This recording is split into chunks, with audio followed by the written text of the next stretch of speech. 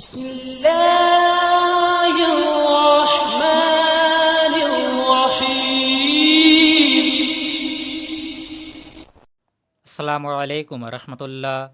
مسائل رمضان کورس میں روزوں کے مسائل ذکر کیے جا رہے ہیں۔ اب اگلا موضوع ہمارا روزے کے حالت میں بھول کر کھانے پینے کا ہے۔ یاد رکھے کہ اگر کوئی شخص روزے کے حالت میں بھول کر کھا پی لے، یعنی کھاتے پیتے وقت اسے یاد ہی نہ رہا ہو کہ وہ روزے سے ہے، تو ایسی صورت میں روزہ نہیں ٹوٹے گا۔ جیسے کہ مسلم کی حدیث ہے، حضرت ابو ہریرہ رضی اللہ تعالیٰ عنہ سے مروی ہے کہ نبی کریم صلی اللہ علیہ وسلم نے ارشاد فرمایا کہ جس نے روزے کے حالت میں بھول کر کھا پی لیا تو اسے چاہیے کہ وہ اپنے روزے کو پورا کرے، کہ بے شک اسے اللہ تبارک و تعالیٰ نے کھلایا ہے اور پلایا ہے۔ لہٰذا اگر کوئی شخص روزے کے حالت میں بھول کر کھا پی لے اور اسے یاد ہی نہیں تھا کھاتے وقت کہ وہ روزے سے ہے، تو ایسی صورت میں روزہ نہیں ٹوٹے گا۔ لیکن یہاں پر اچھے سے یاد رکھیے گا کہ کھاتے پیتے وقت اسے یاد نہ ہو کہ وہ روزے سے ہے۔ اسے آپ مثال سے سمجھیں۔ مثال کے طور پر ایک شخص آفس سے آتا ہے اور اسے یاد نہیں رہا کہ وہ روزے سے ہے اور اس نے غلطی سے کھا پی لیا۔ کھانے پینے کے بعد اسے یاد آیا کہ وہ تو روزے سے تھا، تو ایسی صورت میں روزہ نہیں ٹوٹے گا، کیونکہ کھاتے پیتے وقت اسے یاد نہ رہا کہ وہ روزے سے ہے۔ لیکن اس کا برعکس، اگر کوئی شخص وضو کر رہا تھا اور وضو کرتے وقت کلی کرتے وقت پانی غلطی سے اس کے حلق سے نیچے اتر گیا۔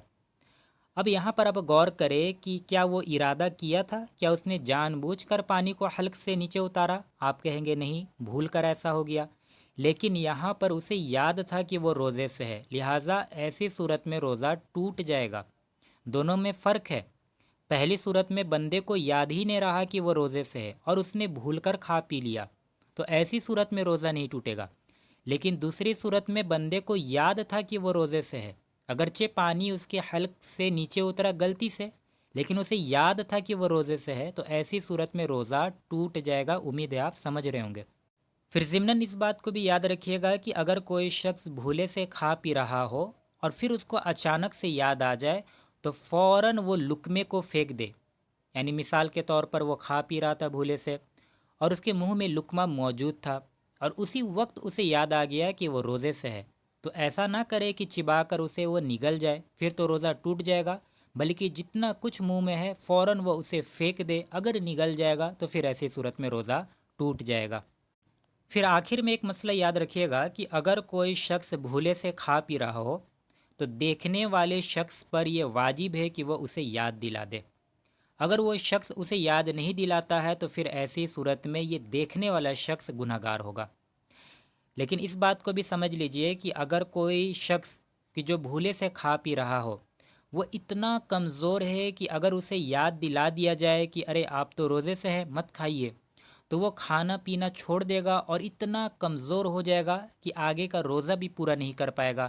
تو پھر ایسی صورت میں ہمارے فقہا فرماتے ہیں کہ دیکھنے والے شخص کے لیے اب بہتر ہے کہ وہ اسے یاد نہ دلائے۔